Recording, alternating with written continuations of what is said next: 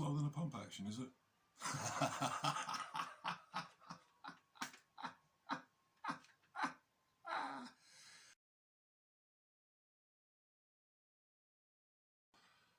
There are days when God is very good to me, however you want to define God. I ordered this about 3 days ago. It has arrived after being posted on the 30th of August. It took 2 days to get to me from, where did it come from? Malaysia. 2 days to come from Malaysia. This was worth the shipping. What is it? I'm going to show you because I want this. See, I was thinking about doing a chrono mag conversion, and I've got a video on how I do those on the channel, and I costed it up, and it turned out that this would actually be slightly cheaper. Now, if you've watched the channel regularly, you know that I like modding things, and I don't like paying for stuff that I can build myself, because quite often, traditionally, over the last 4 years I've been doing this, it's been cheaper. However, there's an increasing trend in the hobby for performance level blasters made by third-party manufacturers, whether that's, you know, hobbyists themselves with 3D prints. I mean, obviously the Caliburn's been around for a long time. There's an increasing amount of it, and sometimes I'm a little bit of mixed mind about that. I mean, they're all great, and it's fantastic that people are doing that. The issue is it takes some of the modding out of the hobby. But on the other hand, not everyone wants to learn how to mod, not everyone wants to spend all the money on tools. So, I mean, I don't have to buy performance blasters. I can still make them myself. I mean, ask yourself this, why would you, when, if you're an American, you can just go down to your local Target or Walmart and pick up something that does 150 FPS out of the box for very little money indeed, far cheaper than anyone could make one for you, and far cheaper than doing it yourself. So the hobby's moving in interesting directions. Let me know what you think about the way the hobby's moving at the moment. It's great if you're in the US. Over here, you have to get it shipped to you, and that can be expensive. And this, is a Worker Cheetah. But it's not, is it? Let's have a look at what we've got in the box. I'm excited. Okay, Worker Cheetah. Worker's usual, quite nice box. Let's open it up and see what we've got. There we go. We get some of the stuff. We get the blaster itself, together with its barrel.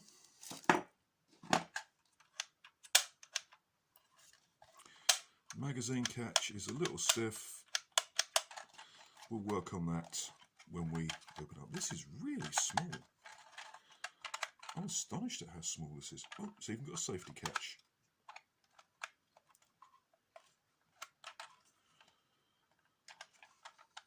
Yeah, it's got a safety catch. I never use them.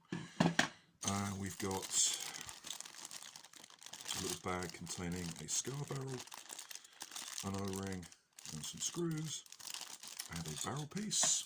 Put those to one side. What else have we got? I have a magazine. That's good. I mean, buying a straight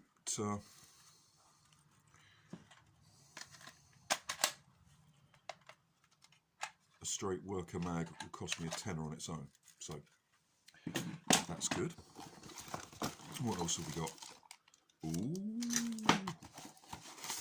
we've got some assembly instructions, bag of Gen 3 darts, and we've got our plunger, which comes with a broken O-ring. That's alright, we have a spare. Nice plunger tube. What sort of spring have we got on this? That's beefy. Okay, comes with our catch. It's got a nice stiff catch spring, and a rather nice CNC machined aluminium tube.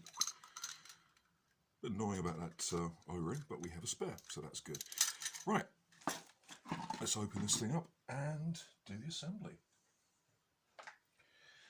It's held together out of the box with 2 screws. One screw there. There we go.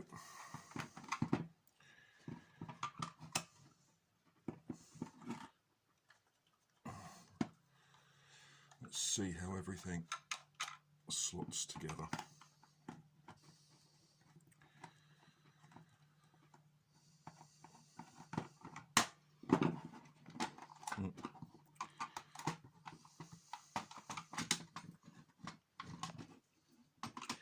Da-di-da-di-da-di-da-di-da-di-da.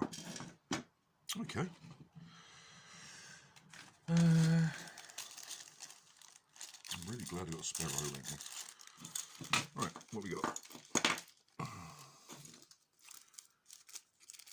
Screws, springs, and these pieces, which are going to fit. Alright, so that's going to fit in there and act as dart spring, dart guide. I'm not actually sure if that's necessary. Let's have a look. Where does this front barrel piece fit? Obviously we have to put the barrel in first, because it's got this little bit of tape round here to stop it going too far. Okay. And that fits in a little groove there. Okay. The plunger tube. God, this is simple. Right. There's our catch. There's our catch plates. This goes in upwards. So that fits in there. And this scotch tape bit is too far forward. We need to redo that. Don't go away. Okay. Let's take our magazine, which fits in like that. Yet this has got to go forward by a lot more. Well, isn't quite off the shelf, is it? Would that actually, obviously we're going to use the bevel end, I just want to test something.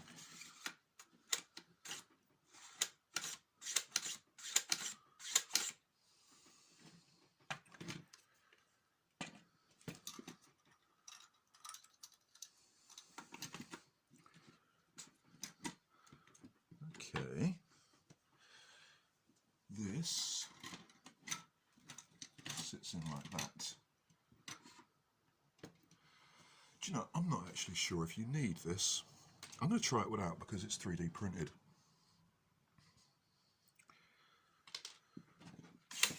Anyway, we want this to come all the way forward to... Oh. It's also not thick enough. That's alright because it means we can go... Oh yes, it does. It does. Just wasn't quite... Oh, right. Then it pulled all the way forward. Where's that little bit? Where is it? Okay, that fits in there. Is this going to chamber a dart without me having to have that little 3D printed bit in? Let's try.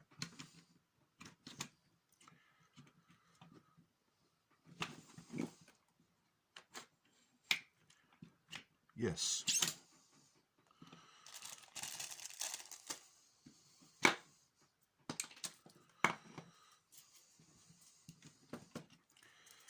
Will it actually chamber the darts without me having to put that 3D printed piece in? Let's try it. Because the less bits inside, the better. The magazine is sitting a little high. In there? Yeah, that's in there. Right, let's... Whoops, I jogged the camera. Yeah, okay, let's take the plunger out because we don't need that. Make sure the plunger tube is seated. Put this in. So everything is lined up. Let's take that out.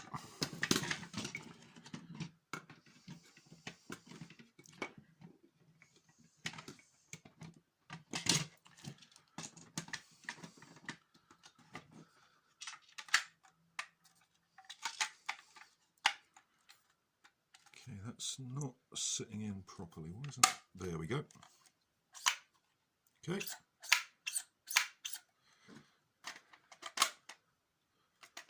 Magazine's got a bit of a wobble on it.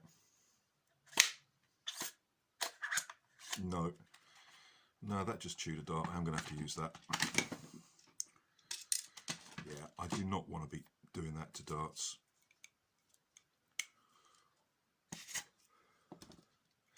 Okay, so we are going to have to put that in. But after that, this is going to be really simple. Okay, we install that in there. And if these do fail, a simple spring, made probably out of a hair clip or something, would do the job just as well. Don't know if I need to glue those in, probably not in case it does break. Okay, and there's a spring that just should just screw on there. Fiddly. Let's try this spring. Okay, I'm going to take this piece out and finagle this spring in.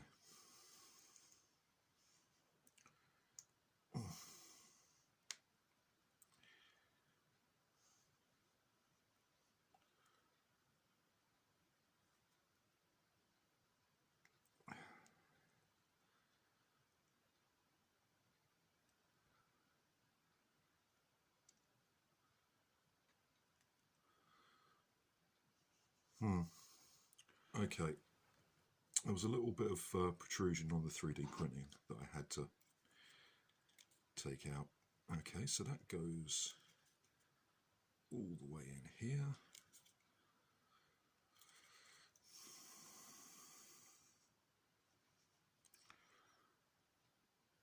Okay, and then this sits just like that. So now, when I put my magazine in,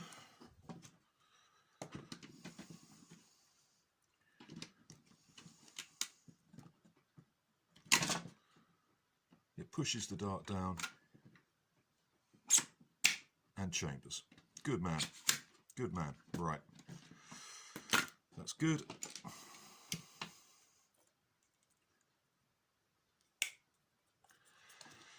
We're almost done. Let's put the O-ring on here. Test the air seal.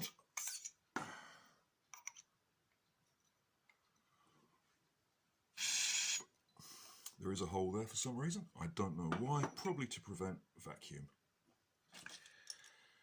Might be worth covering that up. I don't know. It depends how far back this is going to come.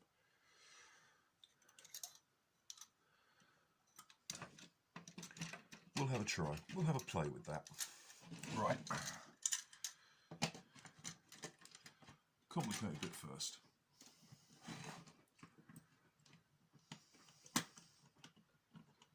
Where does the catch go? The catch goes in here. Oh, forgot to get the lube. Before we do anything, let's lube our plunger.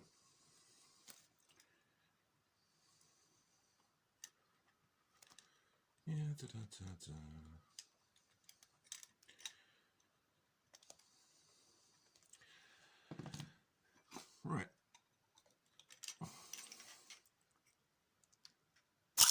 That's a good air seal.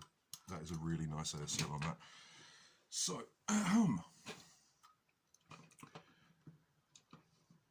plunger catch. If I can press the spring first, this is actually quite fiddly. I'll go and do it. Take all those bits out. That should make my life a little easier.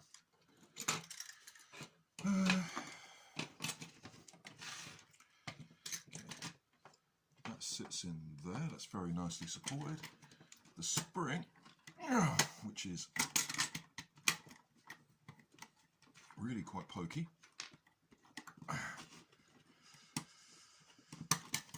isn't going to go in that way. I'm going to have to do it this way.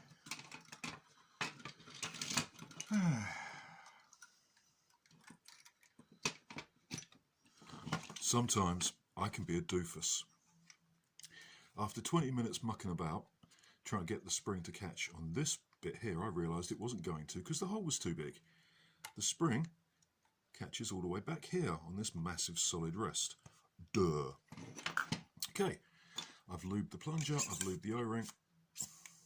That goes in there. This piece goes in here. The trigger goes there. And the safety catch can go get knotted as far as I'm concerned. Am I going to put this back in? Let's have a look. Yeah, I suppose I should, shouldn't I? Right, let's button this up.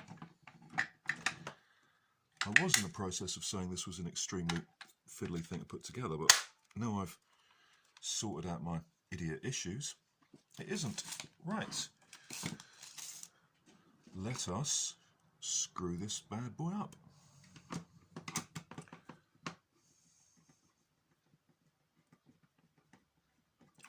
That'll be the boring bit, I'll do that off camera. Finally got it together.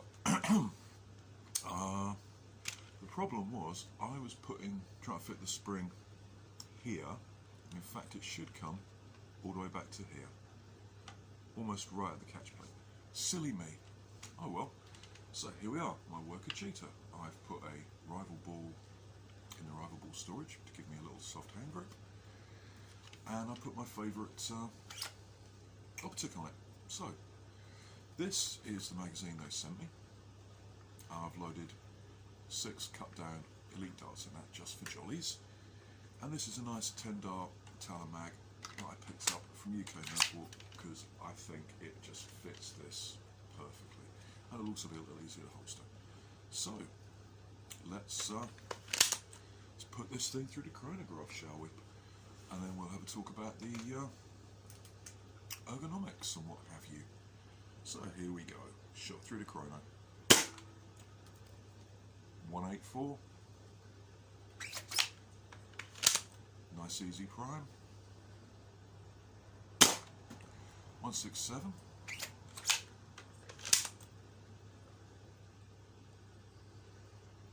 Let's get this straight. 175. It's a bit of a damp day here today, so we're probably losing a little FPS because the darts are swollen. 171. Yeah. Shooting a little damp today.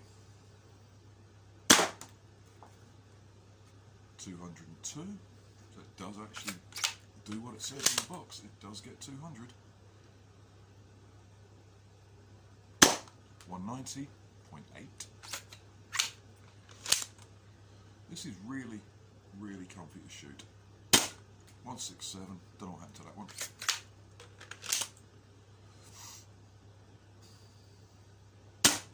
169.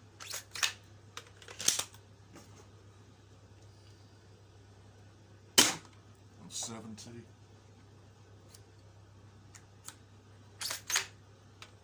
I can also tell you this thing is as accurate as all heck.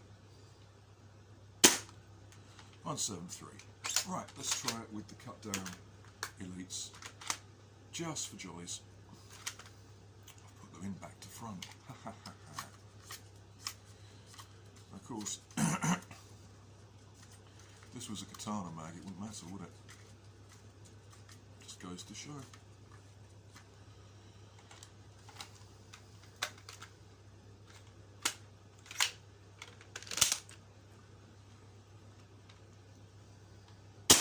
.178.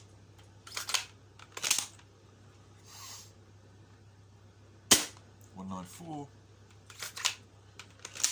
These have actually been in their original packaging, so they probably haven't absorbed as much damp. 186.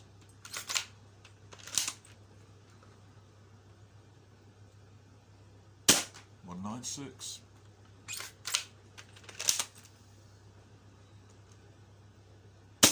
.200.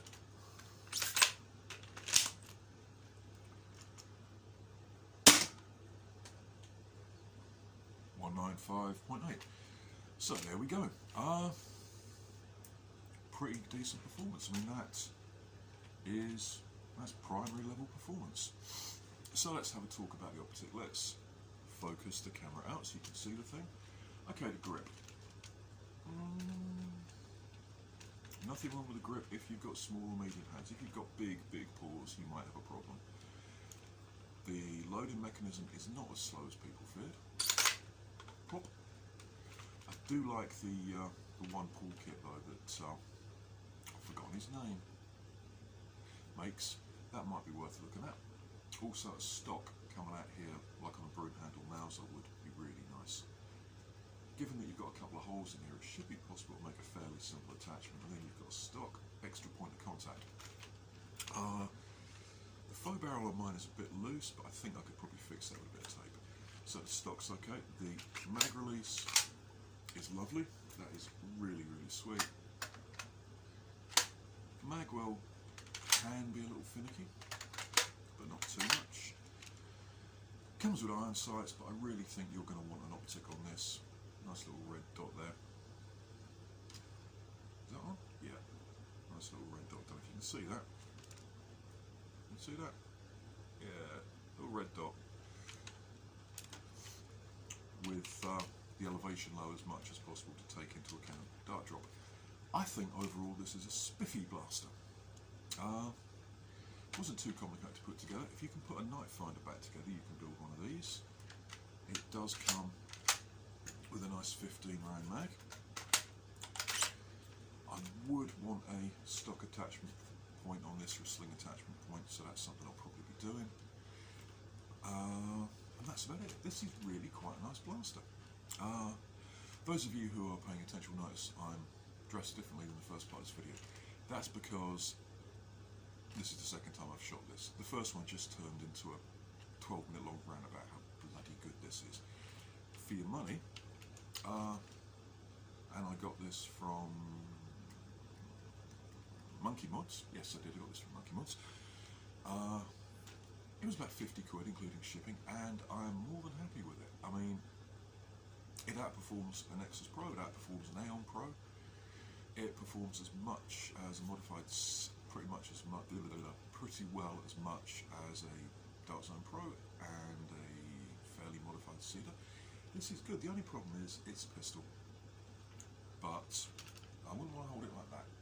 You know, you want a third point, a second point of contact up here, which is why I put the ball in to give me a bit of grip, a bit of feeling. Yeah, I like this. I can heartily recommend you pick one of these up. It's worth shopping around for them. They might be on offer. And I think they are fantastic. They are also phenomenally accurate. I'm going to have to get some smaller targets because firing down my hallway, and in the UK I can't use this in public because due to the muzzle velocity and the kinetic energy out of the muzzle, it counts as an air gun. So I can't use it in public. Probably wouldn't get caught. If I did, be in a lot of trouble. Firing down my hallway, the reason it misses is if I snatch the trigger or get my finger wrong and pull like that. If I squeeze, it's almost impossible in this one I'm shooting at. I need smaller targets. This thing is great. Hopefully you've enjoyed the video. If you have, like, subscribe, and do all the usual things people do on YouTube. So there we go. My Worker Cheetah 2.0. Absolutely lovely little blaster. And I have to say, if you're looking for a 180 to 200 FPS, accurate, short dart blaster. This thing is absolutely the best value for money. You get it anywhere in the world. You don't have to suffer from, oh, Dart Zone don't sell in fucking wherever I am. And you get this, and it's great. And it's cheap-ish. And you don't have to mod it. In fact, I don't think there's anything you would want to do to it, to be honest. I mean, a bigger spring? You need a longer barrel. For what this is, little carbine pistol thing, it does what it's supposed to do, and it's really good. Heartily recommended. So, that's my thoughts on the Cheetah 2.0, including the obligatory mistake, trying to put it together. So, thank you for watching, and talk to you later.